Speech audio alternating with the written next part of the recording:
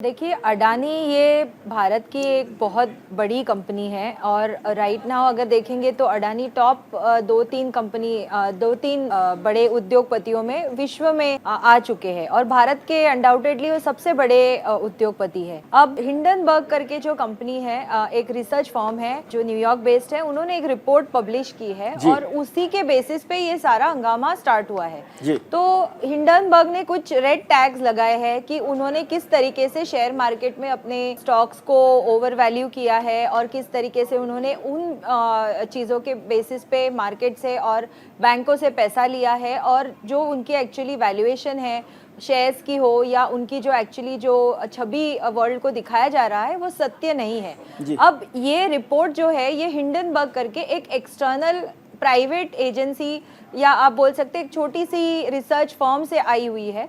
अब हम नहीं जानते हैं कि ये रिपोर्ट सत्य है या झूठा है, क्योंकि भारत क्या करता है कि भारत ने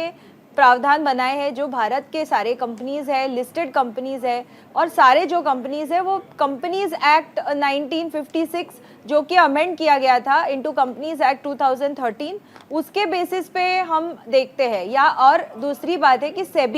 सेबी को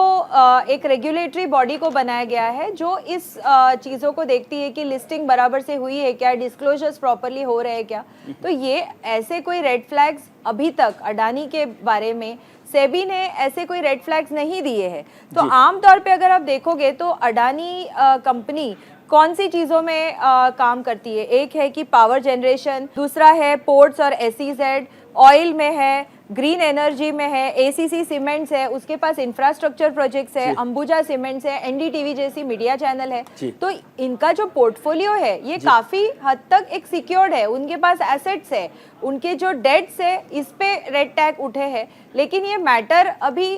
इन्वेस्टिगेशन होना चाहिए कि क्या जो रेड टैग, आप इन्वेस्टिगेशन की जरूरत समझती हैं जो रेड टैग्स रखे गए हैं या खड़े किए गए सवाल? देखिए, ये क्लियर तो होना चाहिए। अगर इन्वेस्टर्स का कॉन्फिडेंस जीतना है तो जरूर इस पे आगे बातचीत होनी चाहिए, लेकिन ये जरूरी नहीं है कि हिंडनबर्ग के रिपोर्ट को हम आंख बंद करके उठा ले, क्योंकि ये फॉरेन बॉडी की रिपोर्ट है।